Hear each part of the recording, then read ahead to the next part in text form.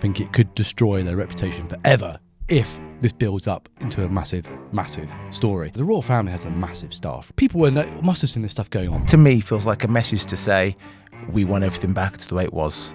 Yeah. There is no place here for Harry and Meghan. They're floundering over in Hollywood. There's this huge secret file that's just come out on Andrew Mountbatten Windsor. And off the back of this is absolutely crazy. Hello and welcome to a very hot and sweaty Daily Expresso. I'm JJ Anisiobi and this is James Walker.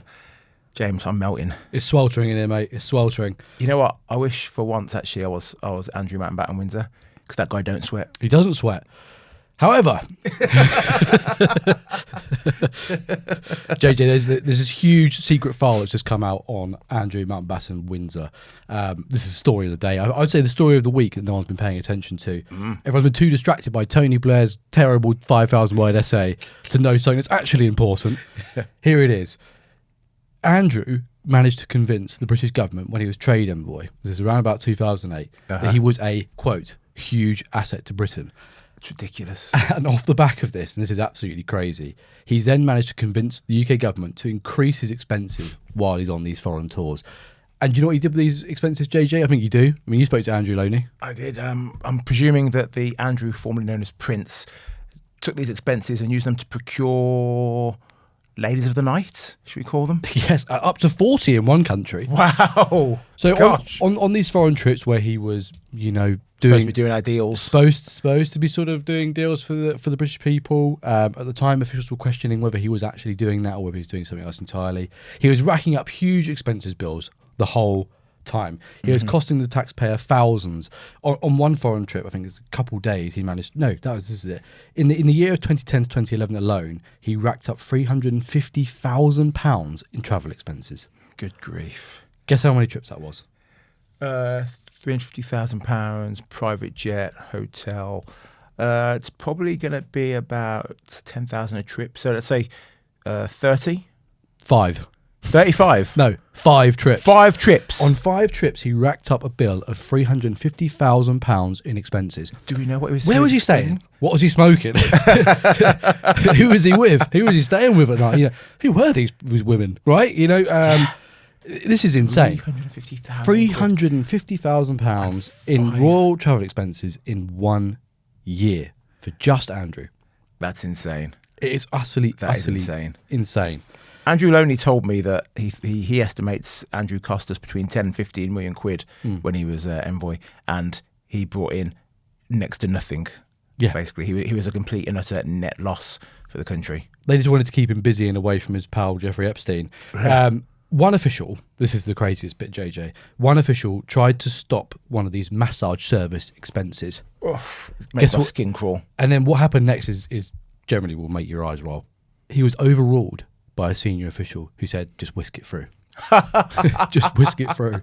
So these people who were trying to do the honourable thing and do the right thing and say, actually, we're not going to allow Prince Andrew to procure hookers. Actually, we're not going to allow Andrew to... Allegedly. We're not going to let him allegedly procure ladies of the night and allegedly procure other things to entertain himself on these business trips.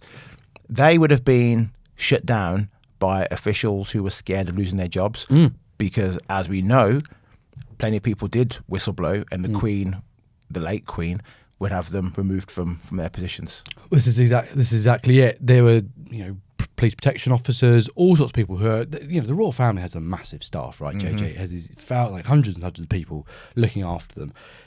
People must have seen this stuff going on with Andrew. Yeah. You know, and they would have, I think there's plenty of very decent civil servants, officials, royal staff who would have flagged this stuff. And like you say, what happened to them? Pushed aside. You know, overlooked for promotion. And, you know, this, that, and the other, not getting references maybe. You know, all these things that can happen to them. So obviously the incentive was just to keep quiet and keep whisking this stuff through until, you know, they were forced, this journalist forced a situation on them. You know, they have to now do something about him. But until we forced them to do something about it, they weren't interested. Well, look, I don't like bad mouthing the late Queen Elizabeth II. No, she was my favourite monarch of all time. Wasn't hard though, was it? Really, I mean, I've not been alive that long, so I didn't have a lot of choice. But as much as I did love the Queen, Andrew learned from her and his father, because there were reports earlier this year that we spoke about. It's resurfaced again now about Elizabeth and Philip coming back from a trip and claiming crazy expenses on things that they shouldn't have been claiming for. Nothing near to the stuff that Andrew was being accused of. We're talking Philip having suits made and shirts made specially for him and stuff, and him saying, yes, I'm going to claim that money back. But then what were they saying that they did with that cash? Well, this is a massive scandal for the royal family. I think it could destroy their reputation forever if this builds up into a massive, massive story. The Queen built these, like you say, the Queen built these. She'd go on these trips. She'd send a bill for expenses, sometimes just written on a piece of paper, expenses, this, sort of rough. And Prince Philip was putting on his shirts and ties and suits, on expenses on these foreign trips. Who spends £30,000 on, whatever it might be, on suits on one foreign trip 20 years ago? Who knows, right? The question is what were they actually claiming expenses for, right? They're going on these foreign trips, and they're then afterwards claiming expenses for suits, 5, 6, 7 suits, whatever it might be. Really? They have their own suits. They have their own tailors back home. They're bringing stuff. They must have wardrobes and wardrobes and wardrobes of suits, right? Yeah. Linen and so whatever the climate, wherever the country, right? A lot of questions were raised about this at the time, and basically officials were told, this happens all the time. The Queen and then Prince Philip, other royal family members, would go on foreign trips, claim insane expenses afterwards, and when officials said, something's not right here, we got to question this, what is this for exactly? They were told in no uncertain terms, this happens everywhere they go, just whisk it through. Don't ask questions. Yeah. And, this story, this all credit where it's due, this is from A.M. Wilson in the Daily Mail. It's a late Feb, but a huge story I think that's gone completely overlooked by the rest of the media. He basically said his editor at the time tried to run this story. This was 20 years ago. This huge royal expenses scandal. This was around about the time that the Telegraph was revealing the MP's expenses scandal. So just to give you a point of reference. And he was pressure was put on him to keep the story silent. This is how this royal world works. It's despicable, really. It's despicable. I mean, we see it in newsrooms, not necessarily our newsroom, but in other newsrooms where you may have someone from the news team get a great scoop about the royal family, and then you'll see the royal editor of that paper shut down the story and say, no, if you write that story, we're going to lose access to the royal rota and the trips and everything. Like I say, it doesn't happen here. It doesn't happen in places like Daily Mail. I think tabloids have got a lot more bite, frankly. There is also a lot more bite on Fleet Street now that Andrew's come out. There has been a bit more. There has been an interesting sort of step change in that relationship. But like I said, and to be fair, these royal letters being told in no uncertain terms, we'll just completely remove your access to everything. Yeah. Will essentially ruin your career if you run these stories. It's a horrible power dynamic, and there's a real culture of cover-ups. Yeah. In the palace, there's a real culture of cover-ups. Well, hopefully more stuff comes out, and the royal family will be forced into making some wholesale changes, because it really isn't fair that they can make claims on expenses for things like suits, ties, shirts, allegedly prostitutes, and we've got to pay for all that stuff, James. Running into the thousands of pounds. Right, a quick pause in the podcast to tell you about our sponsor, Incogni. You had those phone calls from numbers you don't recognise, or you go in your inbox and there's emails for stuff you did not sign up for. Well, that's because someone somewhere is selling your private information. That's where today's sponsor comes in, Incogni. They will contact these people who have been taking your information, and they'll say, oi, stop, delete it. Go to the website, incogni.com. You type in the details. 2 minutes later, Incogni are sorting it out for you automatically. And because I love you, I've got you a discount. It ain't 10%, it ain't 20, 60% off. 60% off an annual Incogni plan. Just go to incogni.com/Daily Expresso, or click the link in the episode description box below. Let's talk about Mark Dolan's favourite couple, Harry and Meghan. So when they were given Frogmore Cottage as a wedding gift from the late Queen, she said you can live there, it'll be your home. They had, I think it was £2.4 million they spent renovating it to bring it up to their modern day standard. The place needed some fixing anyway, but essentially it was like two small homes. It was like two individual sized homes that were then melted together. 2.4 million they spent renovating it, and now King Charles is going to spend essentially the same amount of money to have it reverted back to pre-Harry and Meghan. Now, I'm not sure what his game is. He's got plenty of houses, plenty of castles, plenty of palaces. He doesn't need Frogmore Castle to be split. Sorry, Frogmore Palace. I'm having a malfunction. What was Frogmore? Frogmore Cottage. Frogmore Cottage. Sorry. God, I completely lost it. Okay. He doesn't need Frogmore Cottage to be split back into 2 separate homes. I'm not sure who he's thinking of putting there, but surely he can stay as it is.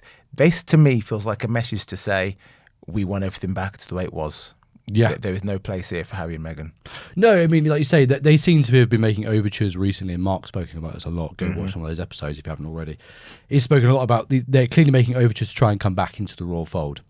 A lot of people have said, and I think they're quite right, Harry and Meghan, I think, have come to realise their stock and trade. Their whole sort of image is the royal couple, right? Yeah. That's their whole brand. That's how they make money. That's how they build an audience. That's how they do it. Their entire worth in Hollywood is predicated on them being royals. Now they've been out of the fold for so long, that's kind of wearing off. They're producing random Iraq war movies. That's kind of, they run their Afghanistan, thank you. Same thing.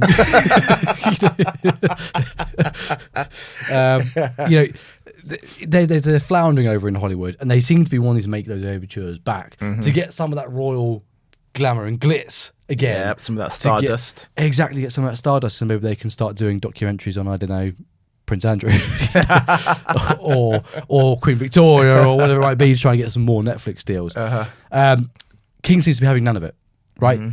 That's what this message is being sent subtly with this whole change to Frogmore Cottage.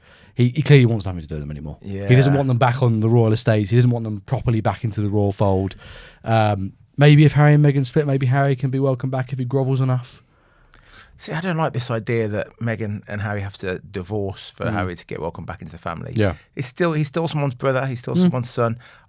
I still think there's hope that he'll go back and apologise, but he's going to want apologies from them as well.